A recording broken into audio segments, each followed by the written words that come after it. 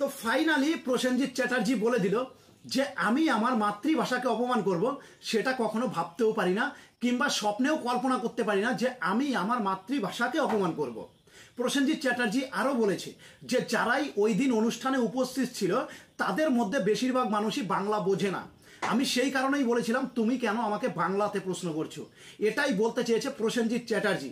তো প্রসেনজিৎ চ্যাটার্জিকে আমি একটা কথা বলতে চাই যে স্যার, যে সকলের কথার জবাব দিতে নেই। আপনি একজন মেগাস্টার, বাংলা ফিল্ম ইন্ডাস্ট্রির রাজা, আপনি মহাগুরু, আপনার জবাব দেওয়া উচিত হয়নি স্যার। কেননা আপনি এসব ফালতু মানুষের কথায় কেন কান দেবেন?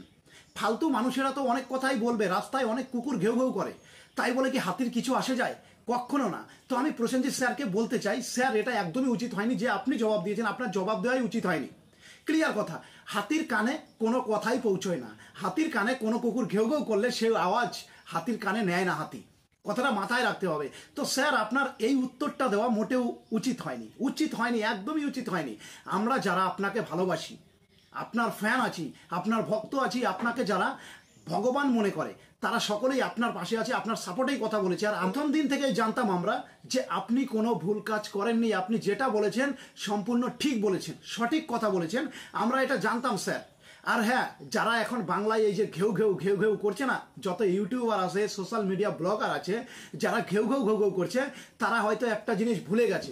প্রসেনজিৎ চ্যাটার্জি একসময় দিনে 3টে থেকে 4টে সিনেমার শুটিং করতো শুধুমাত্র বাংলা ফিল্ম ইন্ডাস্ট্রিকে বাঁচানোর জন্য, বাংলা ফিল্ম ইন্ডাস্ট্রিকে টিকিয়ে রাখার জন্য। এই প্রসেনজিৎ চ্যাটার্জি একসময় দিনে 3 থেকে 4টে সিনেমার শুটিং করতো, নিজের দুর্দান্ত ক্যারিয়ার ছেড়ে দিয়ে বাংলা জগতে থেকে গেছে।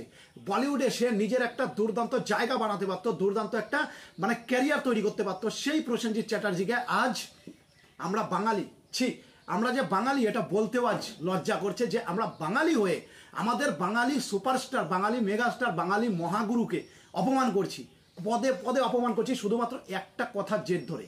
যারা ইউটিউবার আছো, যারা সোশ্যাল মিডিয়া ব্লগার আছো, তাদের আমি বলতে চাই একবার ভালোভাবে চিন্তা করে দেখো, সেই জায়গাটায় উপস্থিত ছিল প্রত্যেকটা বলিউডের মানুষ কিংবা ইংরেজি ভাষার মানুষ। তো তাদের কিভাবে বাংলা বোঝাবেন, একটা কথা বুঝুন।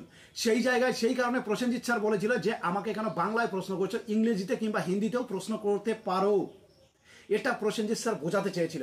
কিন্তু আমাদের সোশ্যাল মিডিয়ার ভাইদের, ইউটিউবার ভাইদের তো ভিউজ চাই, পরিমাণে ভিউজ চাই।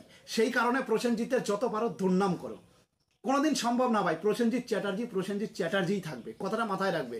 প্রসেনজিৎ চ্যাটার্জিই থাকবে। সে মহাগুরু ছিল, আছে, থাকবে। বাংলা জগতের রাজা ছিল, আছে, থাকবে, কথাটা মাথায় রাখবে ভাই।